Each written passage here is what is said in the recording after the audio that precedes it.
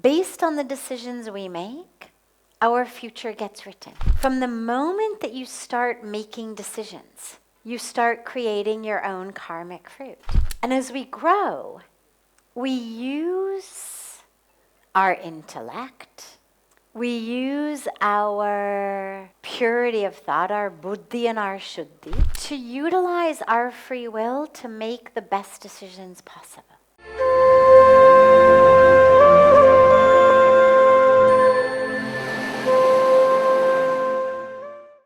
Our life script is not written. Our life stage set is written. So if you imagine a theater, there's a lot of aspects of a theater. There's a stage, there's the stage decorations, there's the other actors and actresses, and then there's the script.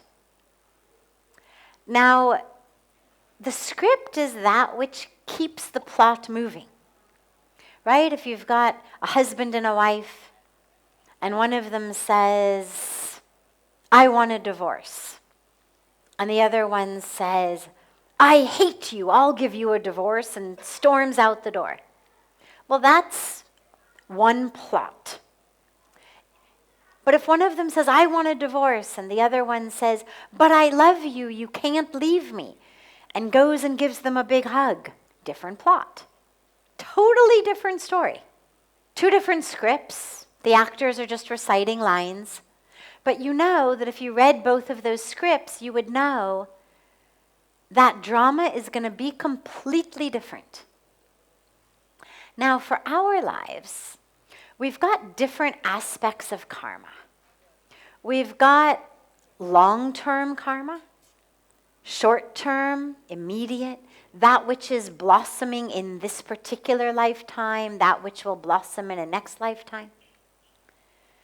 If you take the sum total of all of your karmic fruit that is blossoming in this lifetime, that is known before you take birth, because your immediate karma isn't known. That's based on what I do. So if I pick up this glass of water and I pour it on me, I'll get wet. Immediate karma. But it's not pre-written that I'm going to pick it up and pour it on myself. I have free will. So whether I have wet clothes in 5 minutes or not is determined by the decision that I make about picking up that glass of water. That's immediate karma. But when we take birth, there is a whole bunch of karma that is now, its fruits are going to bear in this lifetime. That creates the set for your life drama. Where you're born, who your parents are, therefore what sort of opportunities you'll have, what sort of sanskaras you'll have, what personality you're likely to develop, what lessons you're going to learn, what challenges you're going to go through. All of that is absolutely pre-written. But what you do with that is what determines the rest of your life.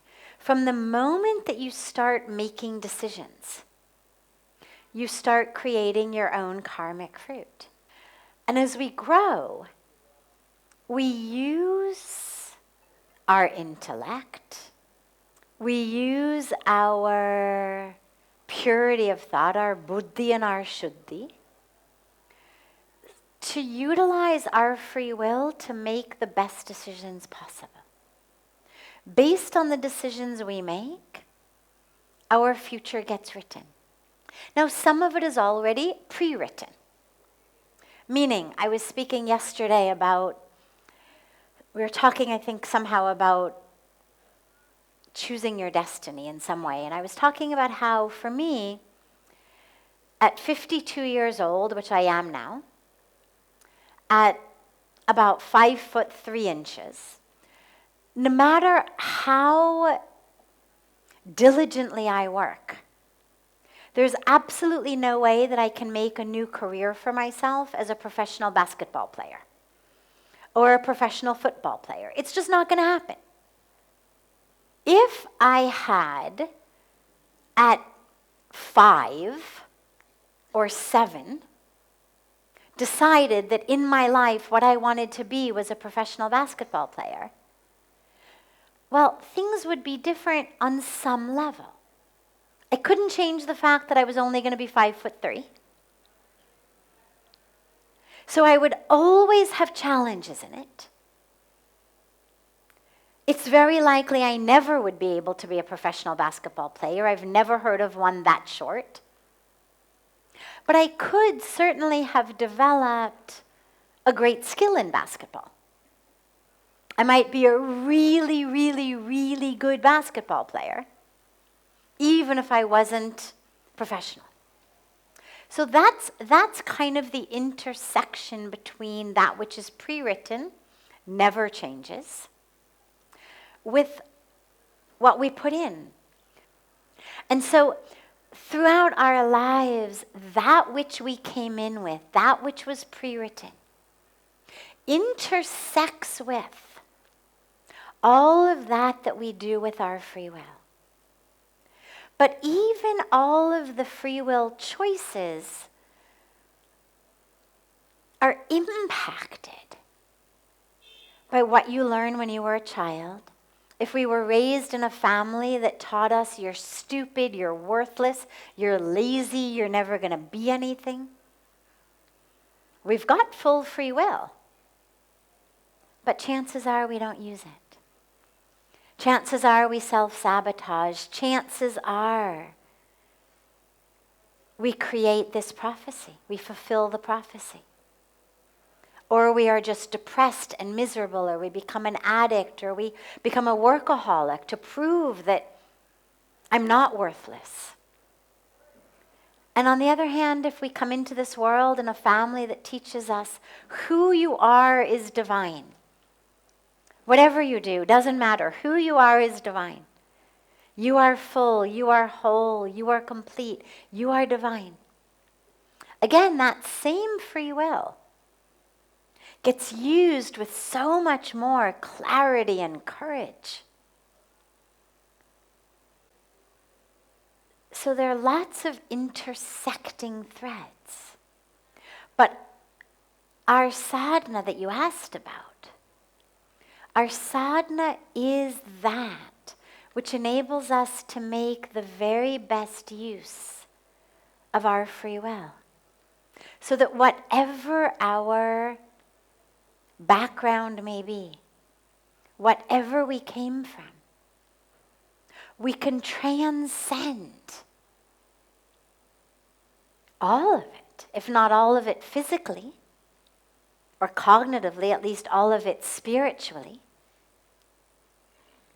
And so that we can really purify. Sadhana is that which purifies. It purifies all of those impressions that have been left upon us. The sanskaras, the vasanas, that have been left upon us by childhood that may not necessarily be so conducive to the life that we want to live. So the sadhana is what takes us exactly where we want to go. And the choices we make now, as I said, they are what determine our future. I always say this moment is the for everything that is predestined for you in the future. In this very moment, whatever you're doing is determining your future. And so we use this moment wisely. And if we don't know what to do in this moment, we meditate. We pray. We do seva. We chant. We sit at the feet of a guru. We ask so that we know what seeds to plant, so that we can have the fruit that we want in our lives tomorrow.